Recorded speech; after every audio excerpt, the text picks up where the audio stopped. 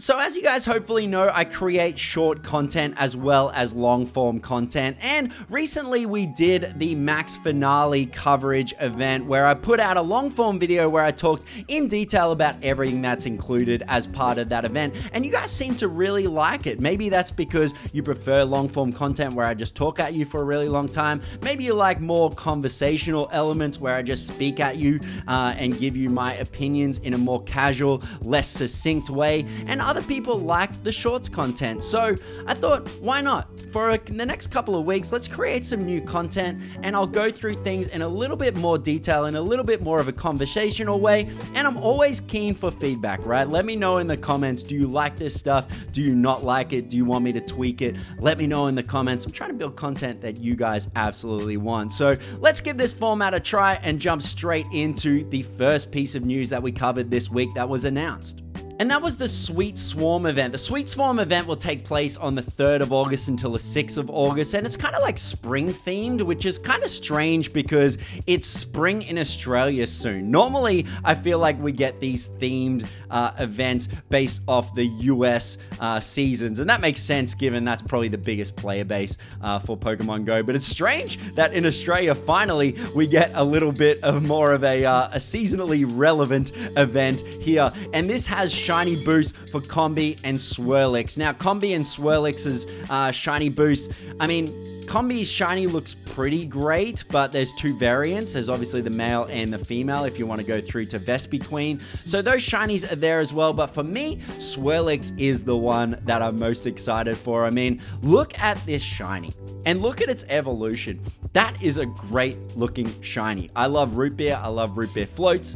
And let me tell you, that looks like a root beer float vibe to me, and I absolutely want it. So I think Swirlix edges just a little bit ahead in terms of which shiny I want most here. I actually don't have either of the shinies, but I definitely want Swirlix more out of the two of them, so I am going to be chasing that.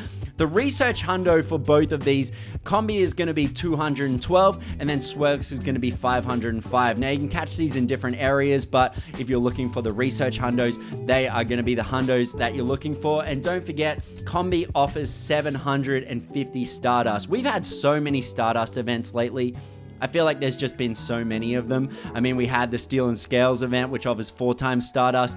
And I say this with great appreciation for Niantic and Scopely for giving us so much Stardust, because we have a lot to level up before Eternatus. So more about that later, but definitely, the more Stardust we can get, the better. I'm absolutely keen on that. There's also going to be an increase on the incense duration, so it's going to go from, I think, 30 minutes through to an hour per use. So if that's your thing, it doesn't apply to the adventure incense. It's only just the regular incense that it'll apply to. So why not? I mean, it's a small little event. It's nothing crazy. You know, I wouldn't really describe it as filler because I really want those shinies. But super keen to do this. Curious to know from you. Also, at any point in this video, let me know in the comments what you think about any of these events. Just make it clear because we're going to cover a lot as part of this video. But let me know, do you have Combee? Do you have Swirlix? Let me know in the comments. They also announced this other event coming up, and that is the Snom introduction as part of the Cozy Companions event.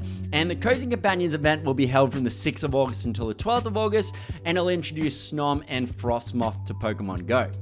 Now, Snom evolves into Frosmoth using 10 Buddy Hearts and 400 Snom candy, and it can also only be evolved at night. So there's some pretty strict evolution requirements as part of that, I guess. I mean, not the end of the world, of course, but yeah, I mean, people aren't that G'd up about this, I guess. I mean, we've got Gyarados required 400 Magikarp candy.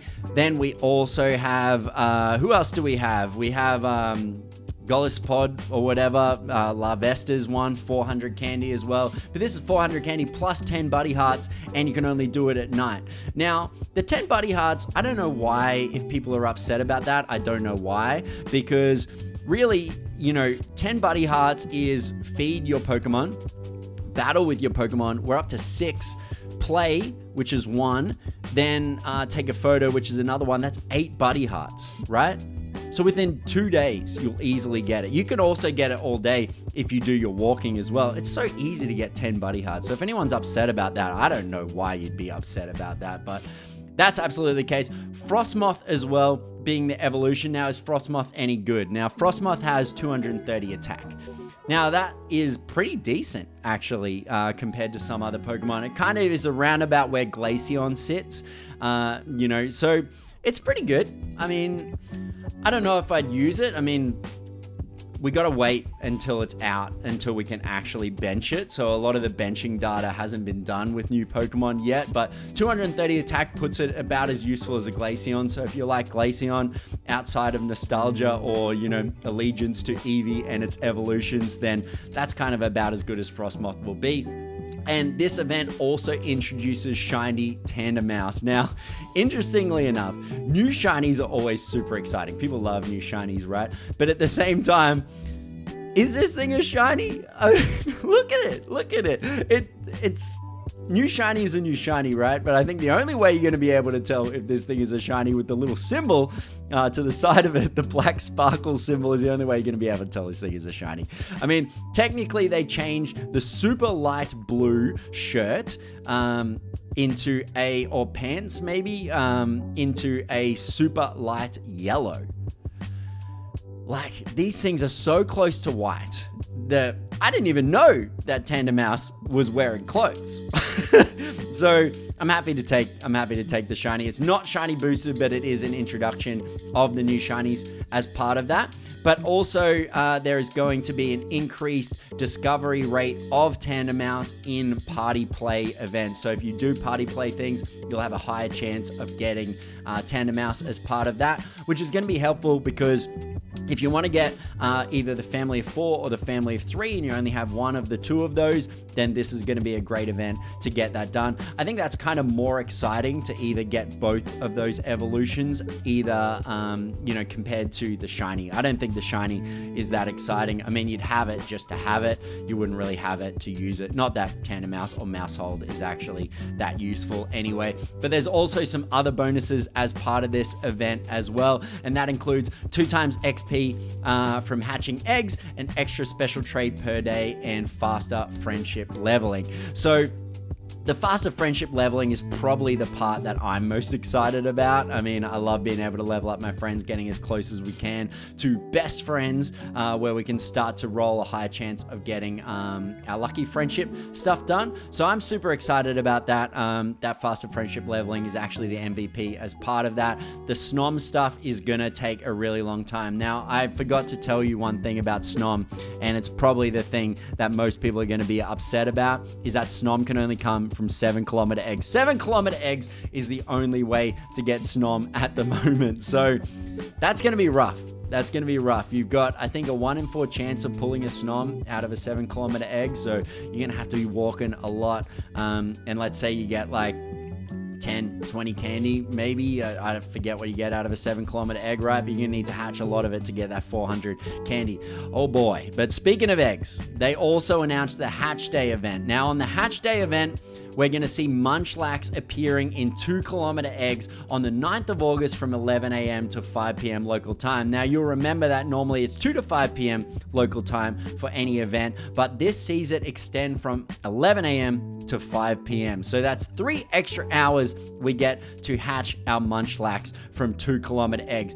That's absolutely fantastic. There's also a half hatch distance. So it's only going to be 1 kilometer per hatch, and there's going to be a shiny boost. Now, the shiny boost on Munchlax should be around about 1 in 10, maybe 1 in 20, around about that. So you should easily get a shiny Munchlax, especially if you're just doing a little bit of walking, given you only need to walk 1 kilometer because of the half hatch distance. There's also half hatch distance leading up. So like, if you're anything like me, right, I've got so many 10-kilometer eggs because I'm just like, I'm not putting them in the incubator. I'll do it when there's an event on that gives me half hatch distance. This is this event.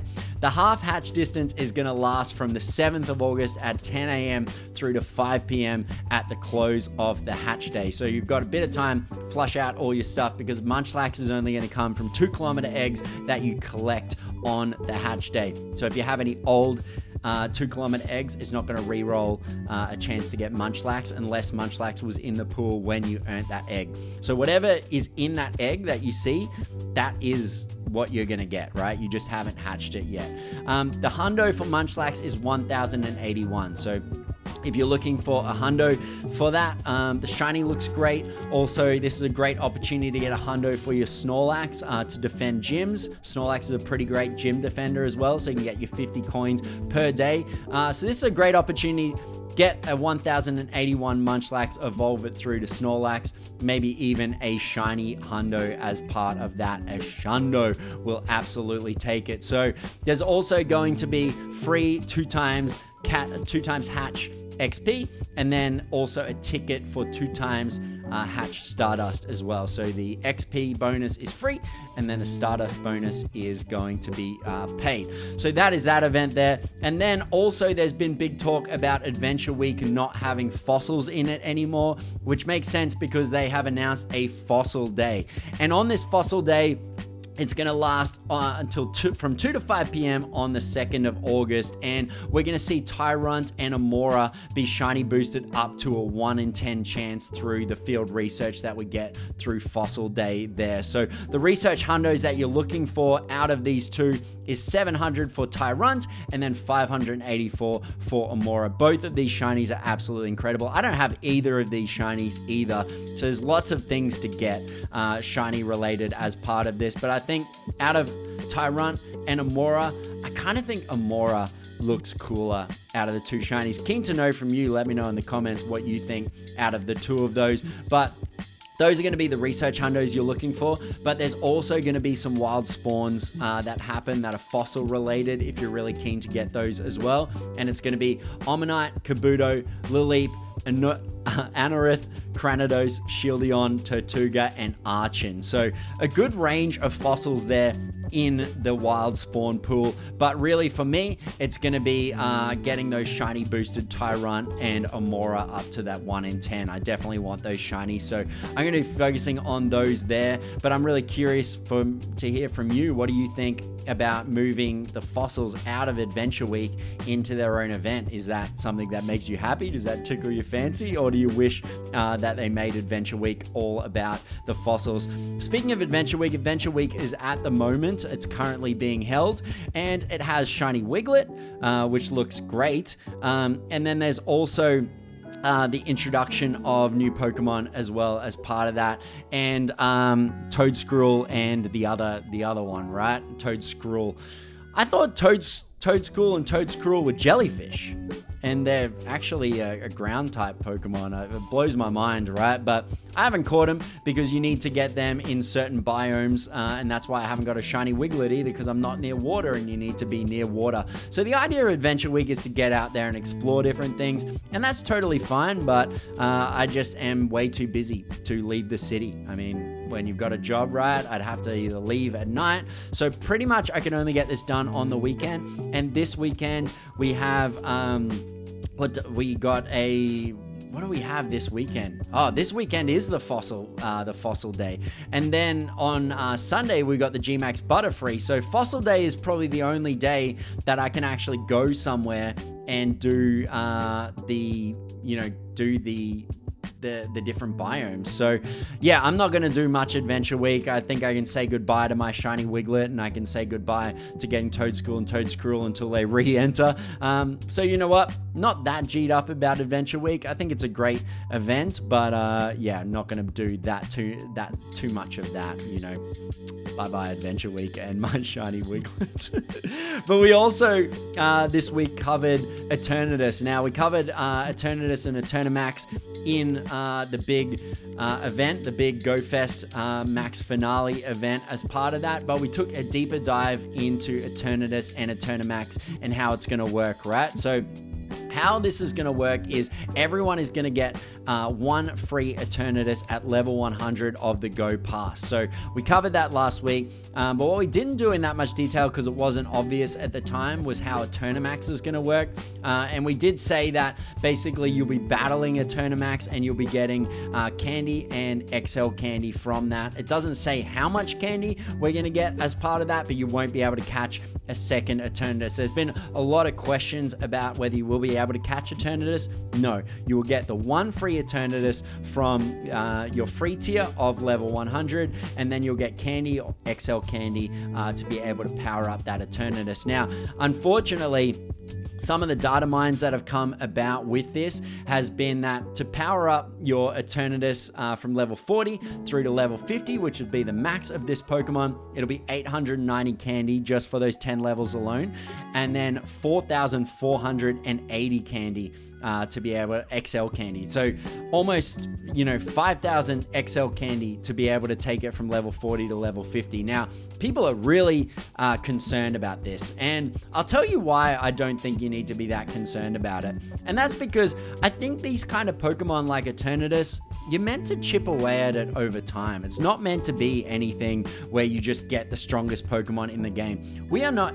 This game is not a vending machine for you to just like go, oh, I'll buy that Pokemon and I'll get the strongest Pokemon and then it's done. Because you know what? Then it'll just be done. You won't play the game anymore. So it's interesting, right? These are the big complaints is like, well, I'll get a 2-star Eternatus and that'll just stay a 2-star forever until I get a gold bottle cap. It's like, unless you're going to max out the Pokemon to level 50, who cares what IV it is? Because the biggest difference you're going to make on your Pokemon's performance and how much damage it does is you leveling it up. It's not the IV. The IV is effectively a trophy. It's just to say, oh, look, I got a slightly better one than this one.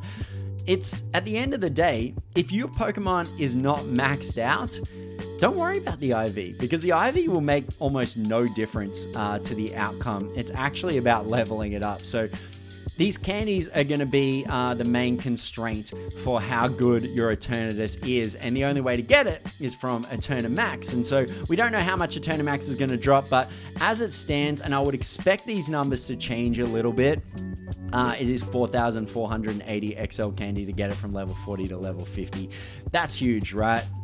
I can't imagine even if you did 20 Eternamaxes, you're going to pull that much candy. I think this is a long-term play where we're being given a Pokemon that we can invest in long-term. Maybe they'll start to increase the drop chance of the XL rare candy that we can convert and put into Eternatus. Maybe we're not meant to have a maxed out Eternatus.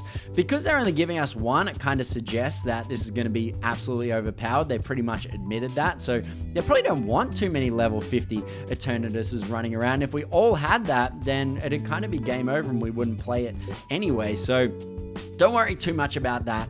I think if you get an Eternatus, I think we need to be appreciative that some of the free-to-play, advice we've been giving or feedback we've been giving to the developers to say, hey, don't forget free-to-play players. They're giving free-to-play players a free Pokemon that otherwise they would lock behind a paywall. And when it's been locked behind a paywall before, people have said, hey, don't lock it behind a paywall. Don't forget free-to-play players. Well, they're giving you one for free. And now free-to-play players are sometimes going like, well, what's the point? I won't be able to level it up. It's like, the game is also about collection, right? It's not about performance. It's not about any of these things. So don't worry. Let's just show some appreciation for actually having that feedback from free-to-play players listened to.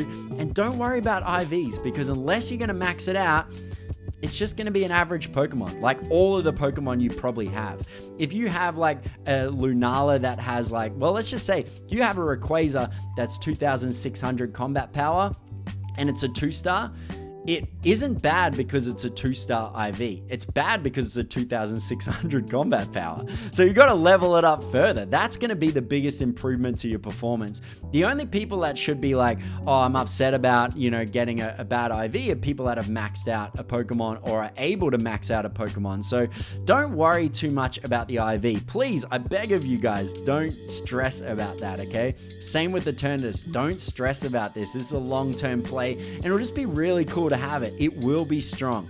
Even straight out the gate, it will be strong, but it won't be game-breaking strong until we reach level 50. But if everyone had a game-breaking Pokemon, it would be game over, okay? So don't worry too much about that. That's my thoughts on Eternatus and Eternamax's candy, but we will be able to get that as part of level 100. So that's great news.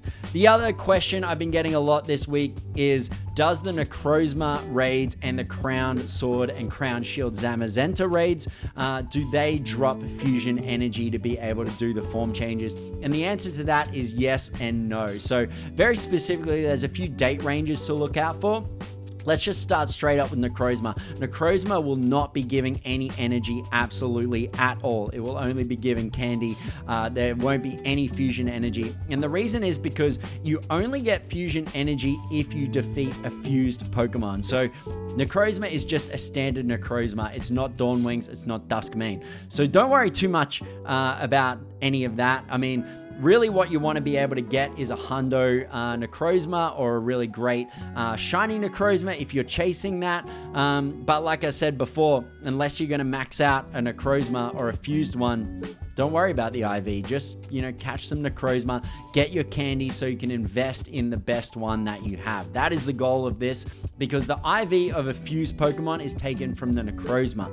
It's not taken from the Lunala or the Solgaleo. So don't worry too much about that there. That's going to be totally fine. But yeah, you will not get any fusion energy as part of that. But you will get the Crown Sword. You will get Sword energy and you will get Shield energy as part of the battles with Crown Sword Zacian and Crown Shield Zamazenta, but only when they're fused. So in the lead up to GoFest, GoFest Max Finale, there is going to be the appearance of Zacian and Crown Sword Zacian and Zamazenta and Crown Shield Zamazenta. Now, you only get the energy from the fused battles, like I said before. So don't stress too much about anything beyond that.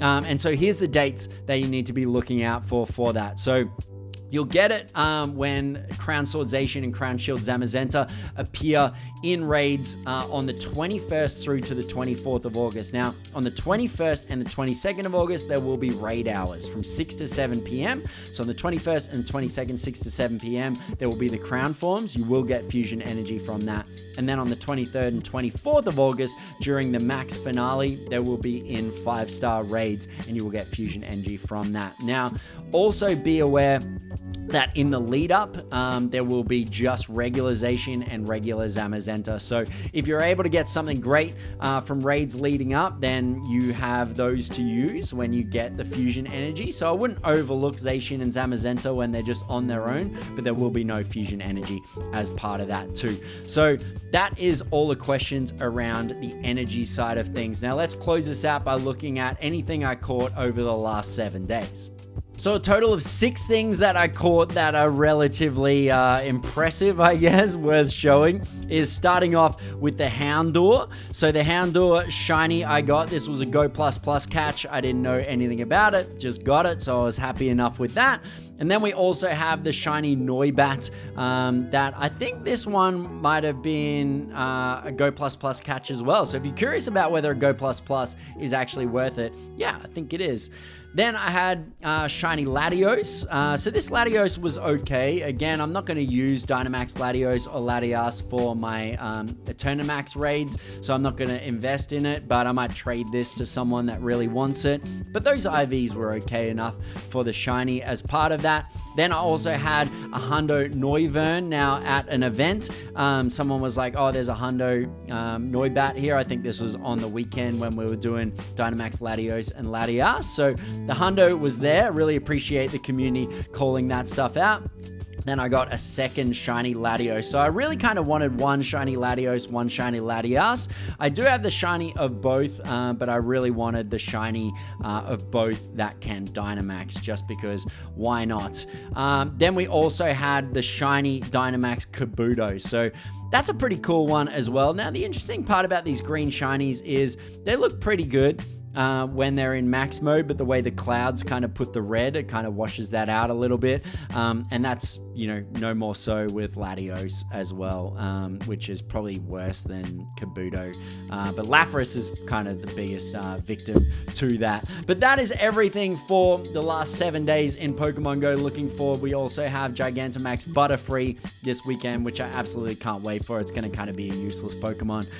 But look, want it in the Pokedex. I think in terms of G-Maxes, it doesn't have a really dramatically different design, but look, I'll take it. I just love that we need like 40 people to get together to be able to do these. It really brings everyone out and gets us like 150 people in South Bank, which is super fun. And I know I'm absolutely lucky to be able to have such a colorful community that comes together for those things. So that's the wrap of the first 7-day review video. Like I said, really curious to know what do you think of this format? Do you like that I summarize and give a little bit extra context around everything that I covered this week in the YouTube Shorts? Or do you just prefer to watch the YouTube Shorts? Or do you just not like this in general? You let me know. It's a bit of a ramble, but you know, I can do it. If you guys love it, you just let me know in the comments. Otherwise, I'll see you this weekend.